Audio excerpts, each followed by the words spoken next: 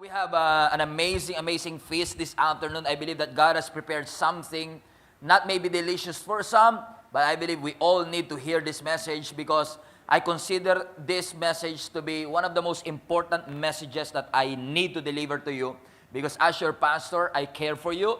Amen. We love you. I love you personally. Amen. Hallelujah. Aww. Amen. And I know you love me too.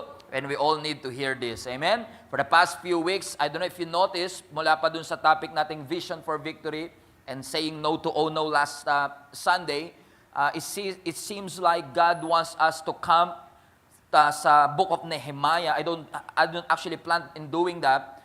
Pero for some reason, ayaw akong paalisin ng Lord sa Nehemiah. So, ang na-share ko lang naman sa inyo, yung nire-reveal din sa akin ng Panginoon. So, I believe God has a plan for us and hopefully makatulong po ang mensaheng ito sa bawat isa sa atin. How excited are you to hear the message of the Lord this afternoon? I'm so excited. Yung side na to, excited. Sana maging stereo, no? Hindi lang left, meron ding right. Hallelujah. Mas maganda kung surround. Nehemiah chapter 4, verse 13 to 17. Ang sabi rito, therefore I, referring to Nehemiah, stationed some of the people behind the lowest points of the wall at the exposed places, posting them by families with their swords, spears, and bows. After I looked things over, I stood up because the people at that point, kasi nga destroyed ang kanilang walls, mababa ang kanilang moral, there have been so many oppositions and rejections, so many threats at that time. And yung kanilang mga workers, the merchants and perfume makers were afraid sa mga kaaway nila. But bilang leader, tumayo si Nehemiah to encourage the whole crowd. Ang kanyang crowd is composed of nobles, officials, ang sabi rito, and the rest of the people. And sabi niya, don't be afraid of them. In other words, don't be afraid of your enemy. Huwag kayo matakot kung may threat. Huwag kayo matakot kung may opposition. And I believe, 4,000 years later, nandito tayo ngayon, same message ang pinipreach ng Panginoon sa atin, don't be afraid. Kung ano man ang kinakatakutan mo sa bahay, huwag kang matakot, ang sabi ng Panginoon sa atin, don't be afraid of your enemies. Kasi yung bagay na kinakatakutan mo, on the other side of your fear, there is your destiny. On the other side of your fear is your blessing. On the other side of your fear is your breakthrough. You won't see that breakthrough if you will not face your fears. Kaya sabi ng Panginoon sa atin, don't be afraid. So how would I do that? Remember the Lord. He's great and He is awesome. Ang Panginoon natin ay dakila. He's perfect. He's awesome. So kung natatakot ka sa buhay, ang payo ni Nehemiah sa atin, alalahanin mo lang ang ginawa ng Panginoon sa iyo. Alalahanin mo kung sino ang Diyos mo. Alalahanin mo na ang Diyos mo ay great and awesome because sometimes God is allowing yesterday's problem so that we will have wisdom for our today's problem. Inaalaw ng Panginoon ang mga problemang pinagdaanan mo ng 2018 para pagpasok ng 2019, may panibagong wisdom tayo para harapin ang mga susunod na problema sa ating buhay. Hallelujah! Sabi niya, remember the Lord who is great and awesome, and I love this part, and fight for your families. Fight for your sons. Remember, kung matatakot kayo sa kanila, anong kakasapitan ng ating pamilya? Anong kakasapitan ng ating mga anak, your daughters, your wives, and your homes? And when our enemies heard that we are aware of their plan, in other words, nung nalaman ng mga kalaban na nabuko sila sa kanilang plano to kill us, and that God had frustrated it. I love that part. Ibig sabihin, kakampi talaga nila ang Panginoon. Kasi kung hindi man natatakot yung kaaway sa mga merchants and perfume makers, obviously, takot sila sa Diyos. And God frustrated their plans. Pinigil, inabort ng Diyos ang plano nila to kill these people. And sabi niya, and since the enemy heard that we are aware of them, we all returned to the wall, to our project, and each to our own work. And verse 16, so it was from that time on that 50% of my servants worked at construction, while 50% hold their spears, their shield, bows, and wore their armor, and the leaders were behind all the house of Judah. And verse 17, and those who built on the wall, and those who carried burdens, loaded themselves, so that with one hand they work at construction. Sabihin nyo, one hand, and with the other hand they hold a weapon. I love that scene. Ang sabi niya, dahil takot sila sa threat, pero kailangan nilang tapusin yung wall, ang naging diskarte ni Nehemiah, okay guys, humawak kayo ng martilyo sa kanan to build the wall, at humawak kayo ng espada to defend yourself from the enemy. I want you to build the wall and be alert about the enemy. For the next 3 years, I want to talk to you about on this. For the next 2 days, I want to okay, for the next few moments, I want to talk to you about on this subject, build and fight. Build, sabi sa katabi mo, build and fight. I don't know, I'm excited to preach this. This is my 4th time I've been preaching this subject, but I'm excited, mga kapatid. Build and fight. Actually, we're talking about the story of Nehemiah. Nehemiah was a prophet, and based on the teachings that we've learned for the past 2 weeks, and by the way, we have a Spotify account na pwede nyo marinig yung preachings natin 2 weeks ago. We have been preaching about Nehemiah. We've known na si Nehemiah was an influencer. Kung meron siyang social media account, obviously marami siyang followers. Meron din siya mga posters. May mga tao na nagpe-pretend because he was an influencer. But aside from being an influencer, he was also a cupbearer. Ang ibig sabihin ng cupbearer, bago uminom yung hari, iinumin niya muna. Bago kumain ng hari, kakainin niya muna yung pagkain ng hari. In other words, malapit siya sa hari. Pero si Nehemiah, although working for the king, actually he was working for the enemy. Kasi yung Israelites have been in captivity of the Babylon, at lahat ng best and the brightest of Israel were forced to transfer from Jerusalem all the way to Babylon. Lahat ng best and the brightest, kasama si Daniel, kasama si Shadrach, Meshach, and Abednego, at kasama nga si Nehemiah. But true to His word, ang pangako ng Diyos, after 70 years, pinalaya sila ng Diyos. And after 70 years, yung first batch ng mga Israelites umuwi sa Jerusalem, second batch umuwi sa Jerusalem, but to their surprise, nadat na nila ang kanilang city na wasak na wasak. Ang walls wasak, ang mga bridges wasak, and even the wall which serves as their protection were completely destroyed. Naawa si Nehemiah, nalungkot siya sa kalagayan ng kanyang bayan, kaya nung nabalitaan niya, nag-file siya ng leave of absence sa kanyang boss. Ano sabi niya, boss, mag-file lang ako ng vacation leave for 2 months. Wow. Sabi ng boss sa kanya, no problem, bigyan kitang entourage. Bumalik siya at pinatawag niya yung mga ordinary men. And by the way, Nehemiah was just an ordinary man with an extraordinary purpose and extraordinary work. And I believe that's an encouragement for all of us na kahit gaano tayo ka-ordinary, meron laging extraordinary plan at extraordinary na assignment ng Panginoon sa bawat isa sa atin. So tinawag niya yung mga merchants, perfume makers, mga wala namang kaalam-alam sa construction, pero na-compel niya ang mga ito para i-rebuild yung wall. For more than 100 years, 114 years to be exact, walang nag-i-initiate na i-rebuild yung wall. Pero yung hindi kayang gawin ng 114 years, nagawa nila in 52 days, record-breaking. And the wall was rebuilt. Pero hindi ibig sabihin na nagawa nila in 52 days, wala silang oppositions. Oppositions were there. Setbacks were there. Threats were there. Pero hindi nagpadaig si Nehemiah sa threat, hindi nagpadaig si Nehemiah sa setback, hindi nagpadaig si Nehemiah sa oppositions, because Nehemiah had an assignment. At ang kanyang assignment is to rebuild the wall. And I believe you and I, if you consider yourself to be a Christian and you believe in Jesus Christ as our Lord and Savior, we all have an assignment. Have, present tense. We have an assignment. Ikaw at ako ay may assignment, mga kapatid. There is a reason kung bakit kakrinate ng ating Panginoong Diyos. May rason ng Diyos kung bakit nilagyan kanya ng talent. May rason ng Diyos kung bakit kanya nilagyan ng skills. He deposited something in your life at hindi niya yung ginawa for no reason. May rason ng Diyos kasi may assignment na ipinapagawa ang Diyos sa iyo. I don't know about you, but I'm so inspired with Nehemiah's life. I'm so inspired with his leadership. Kasi sa pamamagitan ng leadership ni Nehemiah, pinatunayan niya sa atin na anumang assignment na pinapagawa sa iyo ng Diyos, kaya mong tapusin. Na anumang sinimulan ng Diyos, kaya mong tapusin. Nakaka-inspire siya kasi yung sinimulan niya, tinapos ng Panginoon. Nakaka-inspire ang kanyang buhay kasi sa pamagitan niya, pinatunayan niya sa atin, mga kapatid, that we can do what God assigned us to do. And I believe I'm on an assignment ngayong araw na ito to tell each one of you. I believe meron akong mission ngayong hapong ito para sabihin ko sa inyo that we have an assignment. We have an assignment to build and to fight. We have an assignment to build and to fight. May assignment tayo para humawak ng martilyo at ng espada. Amen? But if you're focusing so much on building and forget the fighting, we must wake up right now because we have an assignment not just to build, but to fight. Sabi ng Psalms 127 verse 1, unless the Lord builds the house, the builders' labor are in vain. And unless the Lord watches over the city, the guards stands watch in vain. In other words, ang sabi sa atin, kung ikaw ay nagbi-build ng something, if you're building your house, literally, or building your homes, literally, unless the Lord is in it, your labor is in vain.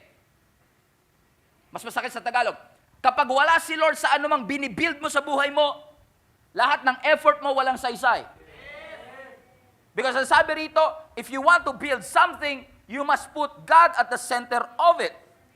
ITO ako, hindi ako karpintero, hindi ako architect.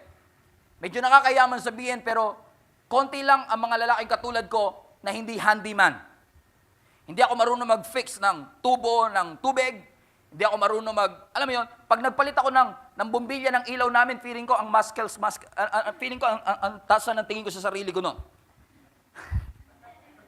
Hindi katulad na iba nakakahanga, lahat kaya nilang gawin. Masira electric pan nila, aayusin nila. Ako pag nasira electric pan, bumili na tayong bago. Hindi ako handyman eh. Kaya ko mag-assemble ng computer, kaya ko mag-build ng program sa computer, kaya kong gawin yun. At least, tingin ko, kaya ko pa. Tagal-tagal na rin kasi yun. Pero pagdating sa building a house, let alone magtayo ng sariling bahay, di ko kaya. Napakarami nating members sa church, architect, engineers, construction workers, magaling sila sa pag-build ng something and they know exactly what I'm talking about. That if you want to build a great building, you have to ask somebody who knows how to build it. So if I want to build my own house, huwag niyo ipagkatiwala sa akin ng design, ang engineering aspect nito. Because if I want to build great homes and great houses, I need to ask somebody that knows how to build. And if you are building a relationship, you need somebody who knows exactly what to do. Do you agree with what I'm saying, mga kapatid? Wow, I have a good news for you though. Ang good news ko sa inyo is this. God is in the business of building lives. God is in the business of building relationship. God is in the business of building marriages. God is in the business of building homes. And if I were you, I would ask God to help me build my relationship. Because unless the Lord builds the house, the builder's labor are in vain. And what a good news, mga kapatid, that the Lord is building it. Yes, the Lord is building it. Yes, the Lord is helping you to build the relationship.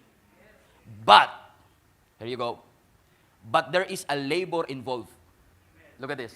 Unless the Lord builds the house, the builder's labor. Yes, the Lord is building it, but your labor is involved. Yes, the Lord is building the relationship, but it takes two to tango.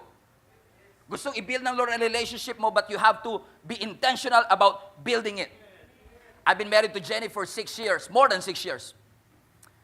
And one thing I've learned in relationship is that relationships can be very challenging. Friendship relationship, sons and daughter relationship, sibling relationship rather, mother and father relationship, all relationships are challenging. Agree, disagree? And if you want your relationship to work, you have to work. Let me rephrase. You have to work if you want the relationship to work. Iba kasi yung may kaibigan ka ng 8 years, sa may asawa ka ng 8 years. Just FYI. Hindi porke may kaibigan ka for 8 years, alam mo na ang pakiramdam ng may asawa for 8 years. Because kahit kasal ka na for 50 years or 5 years, even the happiest couple in the world are experiencing problems, trials, difficulty. Kahit yung pinakamasayang couple na kilala ninyo, meron niya mga pinagdadaan ng pagsubok. Kaya nga ang suggestion ko sa mga single dyan, mag-ingat-ingat kayo bago magpakasal. Ipag-pray niyong mabuti bago kayo magpakasal because marriage is either wonderful or terrible. Kung kaya niyo mag-background check kayo. Sino na mga niligawan niyan muna? Hallelujah. Lalo pag nasa church. Hallelujah. Di nyo alam kung sino kalaban nyo. Hallelujah. Marriage can either be wonderful or terrible. Sabi ng lumang kasabihan, marriage could be your greatest asset or your greatest liability. I recall you isang phrase na nabasa ko sa isang article na sabi doon, if you love well, you will live well. In other words, the quality of your life depends on the quality of your relationship. You can Facebook that, tweet that, Instagram that, because ang kalidad ng iyong buhay ay nakadepende sa kalidad ng iyong relationship. At katulad ng pagtatayo ng building, mga kapatid, if you want to build something better, if you want to build your relationship, you need a building partner. Not a building destroyer. Kapag yung kapartner mo, destroyer, ikaw builder, delikado kayo dyan. Ikaw nagbi-build siya, nagdi-destroy, ikaw nag-iipon siya, nagwawaldas, delikado yan. You need a partner na may pareho kayo ng vision, kaya nga importante kapag Christian ka, Christian din. Bakit? Kasi mag-iiba talaga kayo ng vision, baka ikaw you're trying to build it, you're trying to be spiritual, pero yung kapartner mo ay hindi. Right. You need a building partner, not a building destroyer. Kaya kami ni Jenny, we've been married for 6 years. Hindi pa naman ganun katindi ang mga experiences namin. Pero dapat natutunan ko na mga kapatid, na you have to give in, sometimes you have to give something to your wife. You have to be humble to him. Kasi iba pangangailangan niya sa pangangailangan ko, at iba yung pangangailangan ko sa pangangailangan niya. For many months, if not many years, sa pagsasama namin, masyado ako nakafocus sa mga bagay na dapat baguhin ng asawa ko, na nakalimutan kong mag-focus sa mga bagay na dapat kong baguhin sa sarili ko. Kasi minsan ang thinking natin, magbago kapitbahay ko, magbago teacher ko, magbago boss ko, pero never nating dinisar na magbago tayo. Sabi mo sa katabi, magbago ka na. Walang gusto magpakumbaba. Lahat puro prideful. Pero sabi niya, gusto ko maayos ang relationship, pero walang nag-i-initiate na mag-ayos ng relationship. Gusto ma-restore ang relationship niya sa ama niya, pero walang gustong humingi ng tawad. Nobody wants to initiate. Sinishare ko nga sa couples conference yesterday, na sabi ng Bible, Ephesians chapter 5, if you want to check, very clear sa atin na sinasabi ng Bible, na ang pangangailangan ng mga lalaki is respect. Pangangailangan naman ng mga babae is love. Papansin nyo yung mga babae, sinabihan mo na ng I love you, kailangan mo pang ulit-ulitin. At kailangan hindi lang once a day. Because they want to feel secure. Hallelujah. Pag minsan wala ako, 2 days, sinasabi ko naman sa text na I miss you, I love you, pero pag uwi ko ng bahay, sasabihin niya, na-miss mo ba ako? Because I always have to assure Jenny na mahal ko siya. Sa lalaki iba naman, we need to be respected. We need to be honored. Alam natin yan. Actually, kahit di kayo umatin, alam nyo na yun eh. Alam nyo na ang lalaki kailangan ng honor and respect at ang babae kailangan ng love. Pero ang problema, walang gumagawa. Kasi ang katwiran natin, bakit ko siya mamahalin? Hindi nga siya marunong mag-submit. At sasabihin naman ng babae, ba't ako magsasubmit? Hindi niya nga ako mamahal. Sila? Alam mo, kailangan mong mag-submit, pero hindi ka nagsasubmit kasi hindi ka minamahal. Alam mo, kailangan mo mahalin ang asawa mo, pero hindi mo siya minamahal kasi hindi siya nagsasubmit. Alam natin ang responsibilidad natin, pero walang gustong mauna. Walang gustong maunang magpakumbaba. Kasi na-realize ko sa relationship namin ni Jenny, kapag minamahal ko siya, nagsasubmit siya. It's a domino effect. So kung aantayin ko lang lagi, na mahalin niya ako bago ko mag-submit sa kanya, puputi ang mata nating kakaintay. Walang mangyayari mga kapatid. Because at some point in our life, based on my experience, maybe not an absolute truth mga kapatid, pero based on the experiences and the counselings that I've been through, yung mga naghihiwalay na mag-asawa, kung meron lang isang magpapakumbaba, malaki ang tsansa na hindi matuloy ang paghihiwalay. Kasi ang gusto lagi natin madala sa relationship, kahit kaibigan pa yan, kahit nanay o tatay, gusto natin tayo ang boss. Ako ang boss dito sa relationship na ito. Nay, ako ang boss sa relationship na ito. Dapat walang boss sa relationship kasi si Lord dapat ang boss sa ating relationship. If you want to make the most out of your marriage, you both have to be servants, not the boss. That's what we're trying to do. Kasi first year in marriage, hindi naman kami nagsasama ni Jenny sa isang bahay bago kami ikasal. So, I don't really know her personally. And she doesn't really know me personally. Kaya nung kinasal kami, ang basehan namin yung sa mga Disney film. Lion King. Ba't Lion King? Aladdin. Lion King. Ako si Simba. Anyway, excited na ako sa Lion King. Alam mo, pagpasok namin sa relationship, I have unrealistic expectations on her. And she had unrealistic expectations of me. Pareho pala kami nag-i-expect na pasayahin namin ang isa't isa, pero walang gustong magpasaya sa isa't isa. Ang expectation ko sa kaya, pasayahin mo ko. Ang expectation niya sa akin, pasayahin mo ko. Pero walang nag-i-expect na papasayahin kita. Because nobody wants to initiate. And then I realized, hindi porke kailangan ko ng submission, kailangan ng wife ko ng submission. What she need is love. And all we need is love. Kanta yata yun. And then I found out, and I made this theory, that marriage will kill you. Hindi ko yung babawin, totoo yan. Marriage will kill you. There's nothing spiritual here, huwag kayo mag-antay. Marriage will kill you. Marriage will kill your selfishness. Marriage will kill your selfish desire. Kasi when you are married, it's not about taking. It's giving. So, if I want our relationship to work, I have to build it the way God wants me to build it. Because that's what God wants. Ayan, yan ang kaibahan ng love tsaka ng marriage. Ang love is blind. Ang marriage, it's an eye-opener. Pag mahal mo palang bulag ka, pero pag kinasal ka na, dilat na mata mo. Ay, gano'n pala yun. Because we have this unrealistic expectation. I'm sharing nga din sa couples retreat yesterday.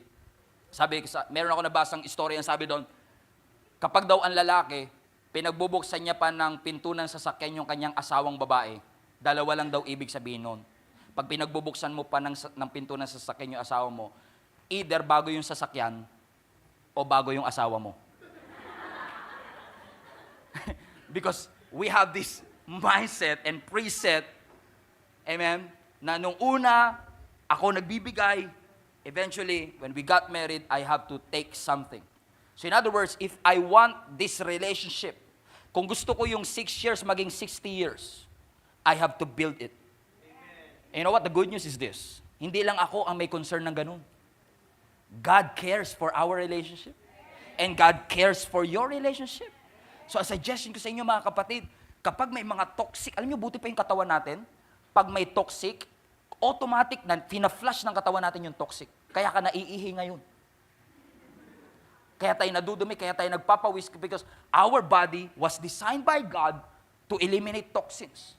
Ang nakakalungkot, marami ka ng toxic people sa paligid mo, ayaw mo i-eliminate at i-flush. Toxic people will always result to toxic relationship. I'm not saying na hiwalayan mo yung asawa mo kasi toxic. But what I'm trying to say is this, that God has placed these people around you because you have an assignment. Sabi mo sa katabi mo, we have an assignment. It's not an accident, mga kapatid. So don't bother to ask me, meron bang formula, pastor, para mag-great ng building ng great families? No, there's no formula in building great families. Kasi in reality, ibang-iba na ang mga pamilya ngayon. Masyado tayong serious, masyado na tayong busy, masyado na tayong pagod. Wala nang tumatawa sa pamilya. Buti pa, pag sa barkada, kaya mo mag-joke, pero sa loob ng pamilya, hindi tayo nag-joke. Why so serious? And then nakakalungkot, maraming young people, hindi naman siguro lahat, mas excited pang mag-sleep over sa ibang bahay kaysa mag-sleep over sa sariling tahanan. Why? Because they are not excited sa kanilang sariling tahanan. And you know what? Habang nakangiti ka, habang nakangiwi ka, nakangiti si Satan. Habang nalulungkot ka sa nangyayari sa family mo, natutuwa si Satan because Satan's business is to steal, to kill, and to destroy. But thank God, our God has a project of build. Hallelujah. Ang project ni Lord, build. He wants to build your relationship kasi walang family na immune sa storm. Walang family na immune sa trouble. Lahat tayo dumaranas ng iba't ibang troubles and pain and sadness sa ating buhay. Salamat na lang mga kapatid, kahit may mga misunderstanding, may mga hindi pagkakaintindihan, sinisikap natin to the best of our ability mga kapatid, na ang plano ng Diyos sa ating pamilya ay maganap. Sabi nga ng Bible, as iron sharpens iron, so as one man sharpens the other. Kung paano ang bakal ay kinikiskis sa kapwa bakal para tumalas at tumalim. Ikaw din minsan may kiskisan sa pamilya para i-sharpen tayo ng Diyos. Isipin mo lang yung asawa mo pangtasa. Isipin mo na lang yung asawa mo panghasa lang yan ng ugalin. Hallelujah.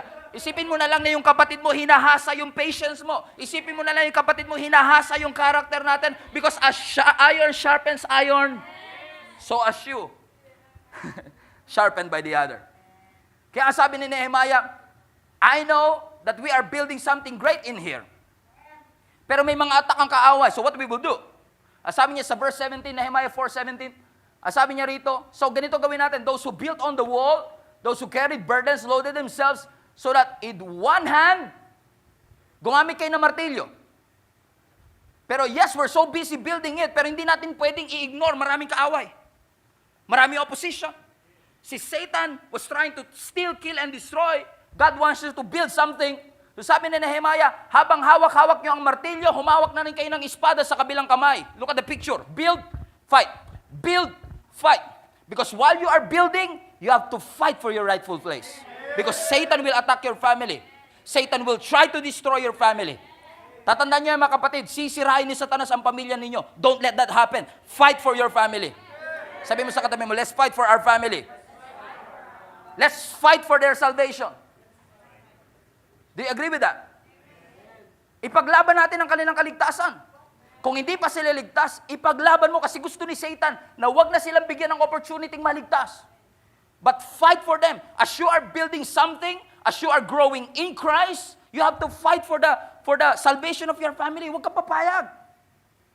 Naalala ko si Noah, nung binigyan siya ng Lord ng assignment. Here you go. Assignment. Ang assignment ni Noah, gumawa ng ark.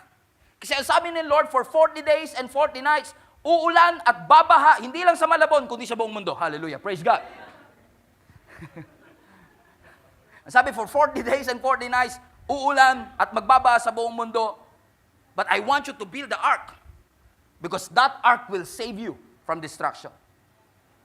Sabi niya, lahat ng yung mga animals by pairs, 7 pairs, ipasok niyo sa ark. At kayo as a family, pumasok kayo sa ark. 3 anak ni Noah. Kanya-kanyang asawa, bali 6, sila mag-asawa, 8. 8 of them. By the way, 8 is a number of redemption. Nothing accident in the Bible. 8 is a number of redemption. So 8 members of the family ang naligtas sa ark. Habang punong-puno ng matitinding pagsubok at bagyo ang labas, may 8 tao na niligtas ang Diyos. At alam niyo kung sino yung ark na yun, I believe that is a picture of Jesus Christ. Habang ang mundo ay sirang-sira at wasak na wasak, may somebody na nagligtas sa atin at kung pupunta ka lang sa ark, you'll be saved. A picture of Jesus Christ. But there's a very interesting exposition on 2 Peter chapter 2 verse 5. Na sabi doon, the 8 people who entered the ark was Noah. That's interesting.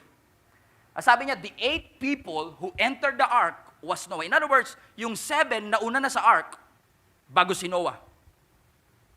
In other words, Noah made sure na yung kanyang buong pamilya ay nasa ark bago siya pumasok.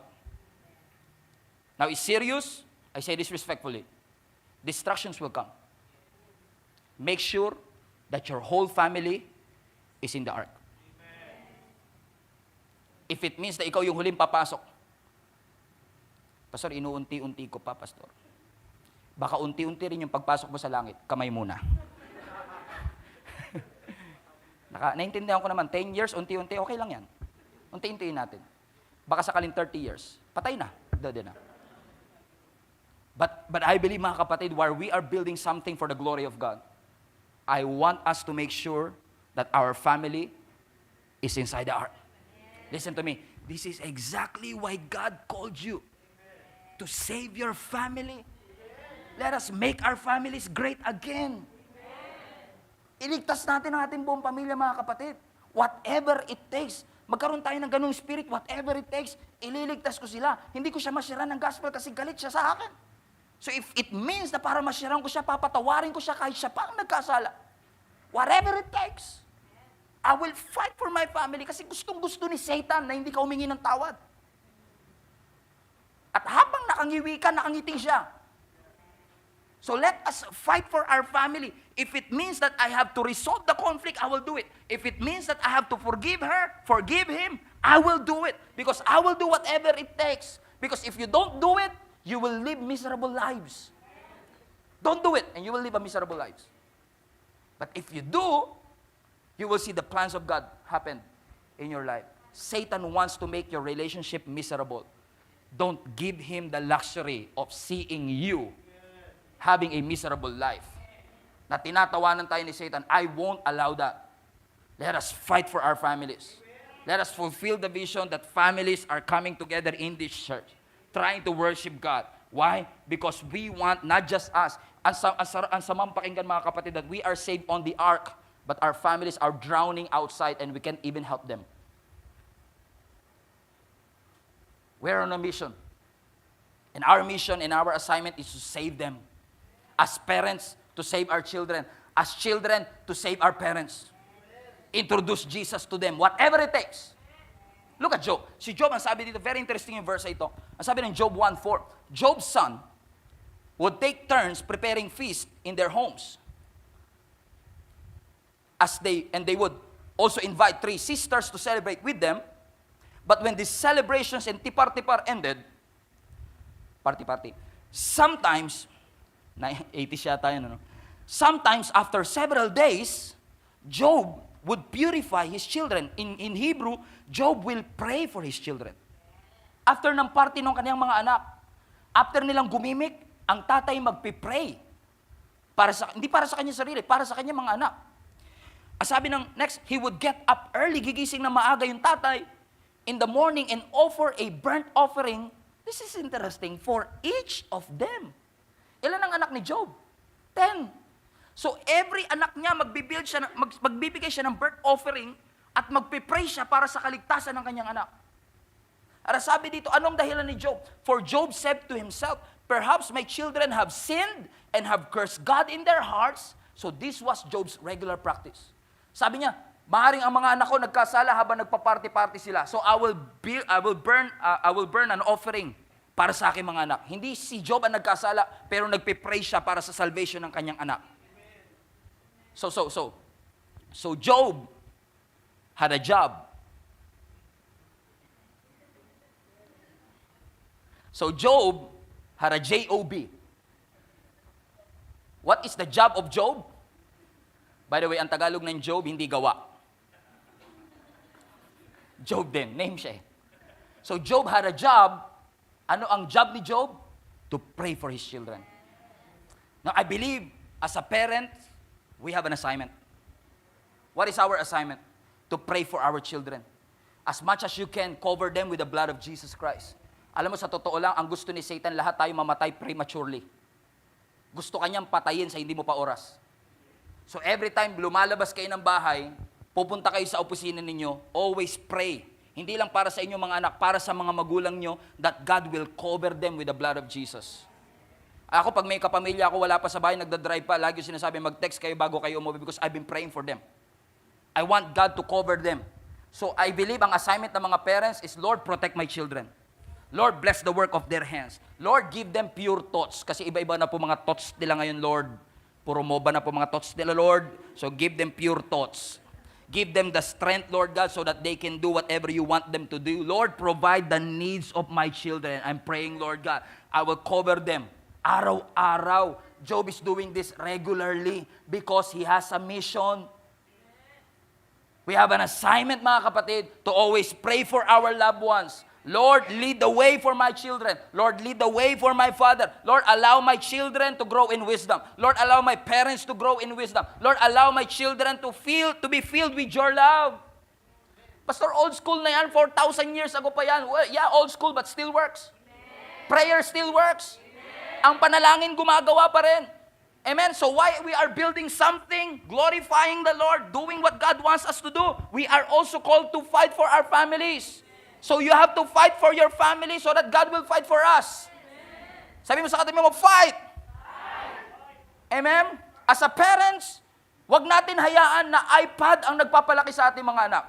Don't allow our children na lumago at lumaki gamit ang iPhone. Hindi po iPhone dapat ang magpalaki sa kanila.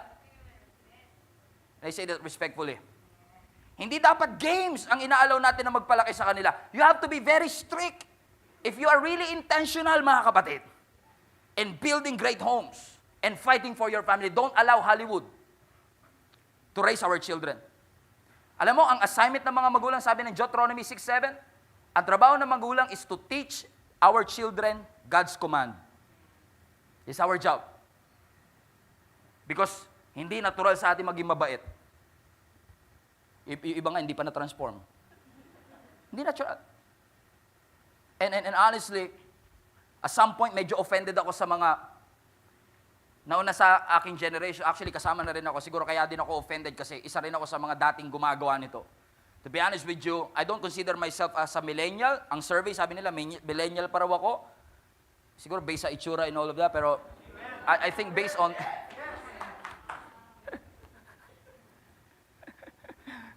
Either millennial or memorial. It's your choice. Ano? So, I don't consider myself as a millennial kasi batang 90s and all that. Medyo iba na yung thinking ko compared to millennials. Pero I've done this too, and we're still doing it now. Galit na galit tayo ngayon sa mga millennials. Ang dami nating complaints about the millennials. Ang mga millennials, mga tamad sila. Inuubos lang nila ang pera na ibang-iba yung mga kabataan ngayon. Sa mga kabataan namin, kami noon, hindi kami ganyan.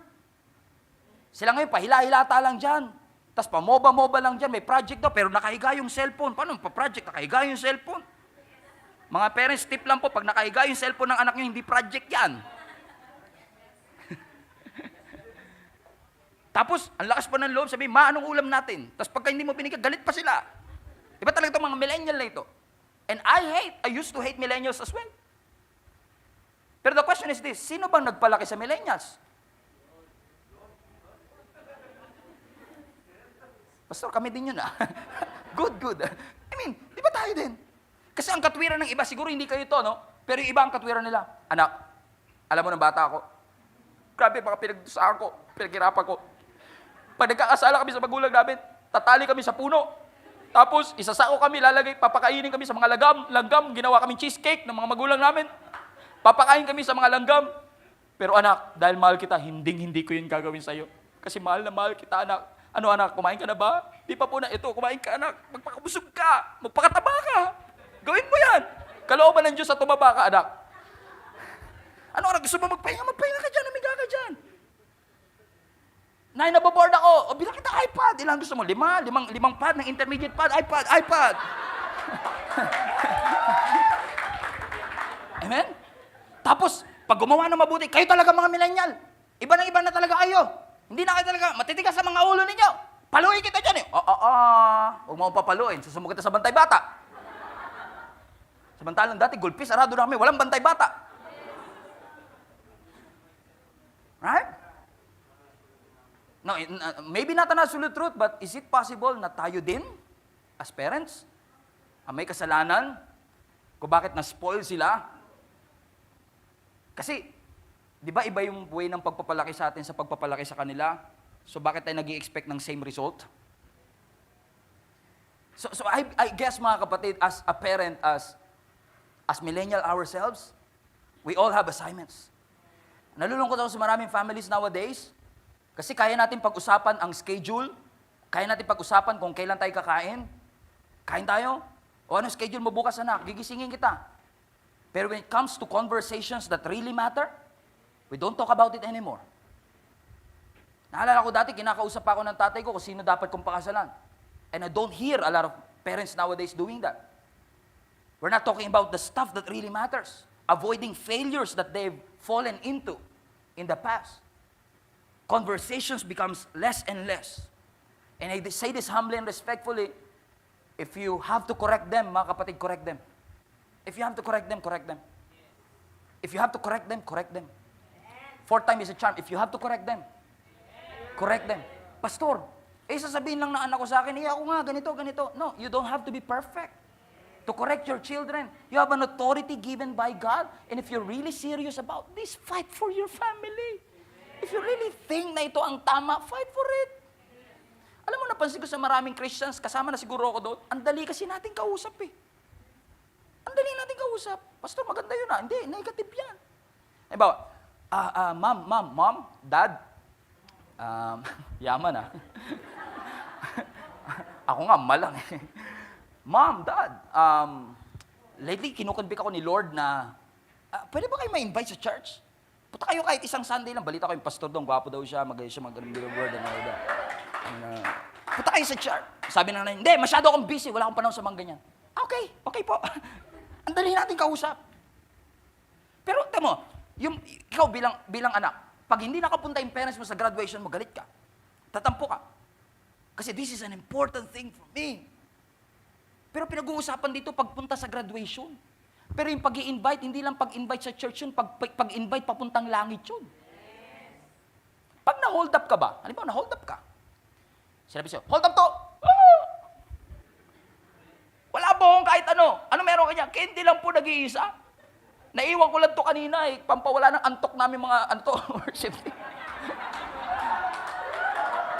Kasi po straight ako kanina eh. Ito lang po, Mentos. Sige, pwede na yan. Hold up to, huwag ka susunod ha. Huwag ka susunod. Baka manlalabang ka pa.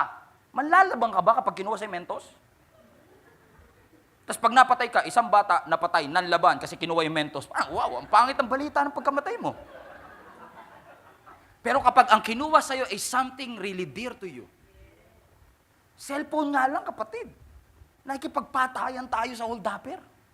Tapos si Satan, kinuha na yung buong pamilya natin. Ayaw nating lumaban. Talaga, kapatid, kung ako, tatay at nanay, ang suggestion ko lang, kapag sinabi ng anak niyong ayaw kong pumunta sa church, ano ba gusto mo mangyari? Gusto mo ba siya mapalapit sa Diyos? Yes, Pastor. Then fight for it. Tindigan mo yung tama. At sabihin mo sa kanya, anak, hanggat nasa puder kita, no choice ka. Kasi I stand for what is right. I fight for what is right. Yes, I'm building something in church, but I have to fight for my family kasi hindi ako papayag na kinukuha ka ni Satanas right before my very eyes. Right? Sabi mo sa katabi mo, fight for our family. Ipaglaban natin na lumaki silang malapit sa Diyos.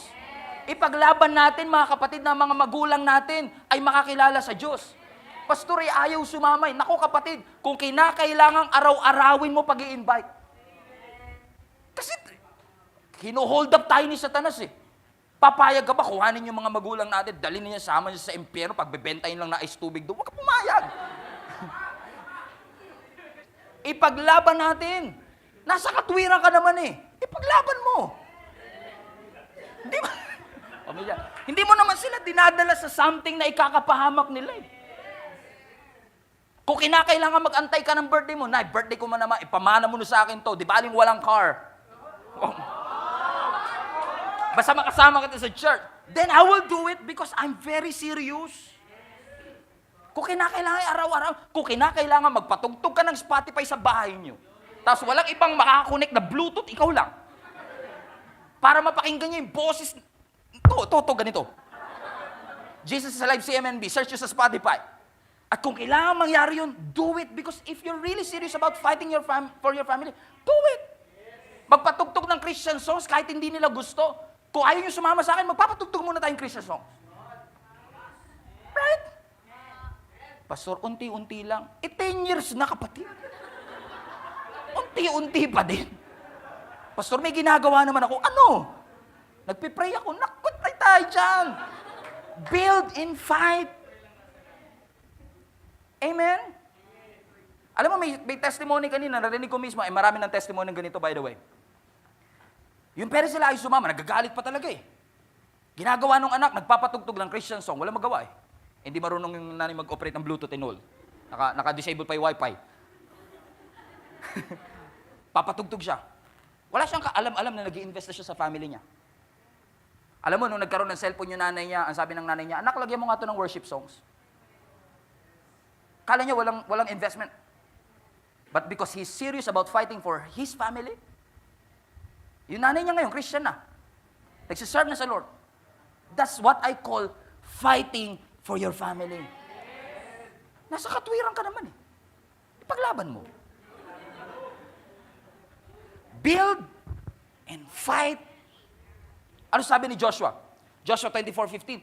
If serving the Lord seems undesirable to you, then choose for yourselves this day whom you will serve, whether the gods of your ancestors serve beyond the Euphrates, or the God of the Amorites in whose land you are living. In other words, sabi ni Joshua, guys, kung ayaw nyo sambahin yung Diyos ko, basta maghanap kayo ng Diyos na sasambahin nyo, basta sigurado kayo may Diyos kayo sasambahin. Kung gusto nyo Diyos sa Euphrates, go. Gusto nyo Diyos sa Amorites, go. Basta siguradong may Diyos. Pero sa dulo sabi niya, but as for me, pero kung ako tatanungin nyo, but as for me and my household, my family, oh my God. But as for me and my household, we will serve the Lord. Pastor, gusto ko naman, Actually, in reality, Pastor, tumakas nga lang ako papuntang church ngayon. Hindi nga naman parents ko. Hindi nga alam na asawa ko na wala ako. Alam niya, bumili ako sa Victory Mall. Mapapabili pa tuloy ako mamaya. Pero yung mga kapatid, I understand, hindi ka talaga nila maintindihan. Pero paano mo papaintindi? Invite mo sa church nang maintindihan niya. At least ma-assure niya hindi ka pabaliw. Kasi akala niya baliw ka na eh. Akala na asawa na babaliw ka na. Nakikita ka niya, nagpe-pray sa kwarto. Nagtataas ka ng kamay, umiiyak ka habang tumatawa. Sabi, ano nangyari sa anak ko? Ano yata to? At kapag in-invite mo sila, hindi ka talaga nila maiintindihan. Pero try mo silang ayahin sa church nang maunawaan nila, ay, salamat sa Lord, hindi pa pala baliw ang anak mo. Magugulat siya rin, baliw na rin pagdating na. Pareho na kayo nagtataas ng kamay. Pareho na kayo nagpupuri sa ating Panginoon Diyos. Meron ka bang mga unsaved members of your family? Fight for your unsaved families, mga kapatid. Ipaglaban natin. Do everything that you can to save them. Kung kailangan araw-arawin, kung kailangan maging mabuting anak ako sa magulang ko para kumilala sila kay Lord, go. Kung kailangan na hindi ako naghuhugas ng pinggan, maghuhugas ako ng pinggan para makakilala ang parents ko, I will do it. Kung kailangan na mas magiging responsabling asawa ko sa asawa ko para makasama ko siya sa church, I will do it. Whatever it takes. Huwag nating i-expect, mga kapatid, na ang nanay lang ang nagpe-pray para sa pamilya, ang tatay lang nagpe-pray para sa pamilya. Huwag nating i-expect na ang preacher ang magsisave sa kanila, ang church ang magsisave sa kanila. We save them. We all save them. Amen? Ang sad reality is that ikaw mature ka na sa Christian life, pero sila nakilala si Lord, hindi nila kilala. That's reality. We have to wake up, mga kapatid. Because God has a great plan for your life. So question, is your family worth fighting for? Sabi nila, the Filipinos are worth fighting for, but is your family worth fighting for? So if your family is worth fighting for, then save them.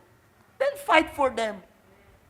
Pastor, mukhang wala na, mag-iwalay na kami mag-aasawa. It may look like it's over. But fight for your marriage. Huwag kang basta give up. Amen. It may look like sobrang daming drama sa pamilya ninyo, but it's not yet over. God still wants to use you to build and to fight. Do the best that you can, mga kapatid. Do the best that you know how. Fight for your wife, for your husband, for your sons, and for your daughters, all for the glory of God. And command the devil. You have authority. Command the blessing, the devil to loose you and set you free. And believe God for miracle. Believe God for breakthrough. Believe God for forgiveness. By the way, kung may mga hindi ka pa pinapatawad, by all means, mga kapatid, do everything that you can para mawala yung sakit na yan and forgive those people. Because Satan wants you to be miserable. But God wants to build that relationship, restore that relationship, and once you reconcile, it's not too late. Amen? To make our families better. It's not too late. Amen? Maybe buong pamilya na kayo nagsiserve kay God, but still we have families out there that needs Jesus. Kami buong family na kami, but still we have families na hindi pa nakakilala sa Panginoon. So, we all have an assignment. Let's do our best. Amen? To save them. While we are building, we're fighting for them. Build and fight. Tayo po tayong lahat, mga kapatid.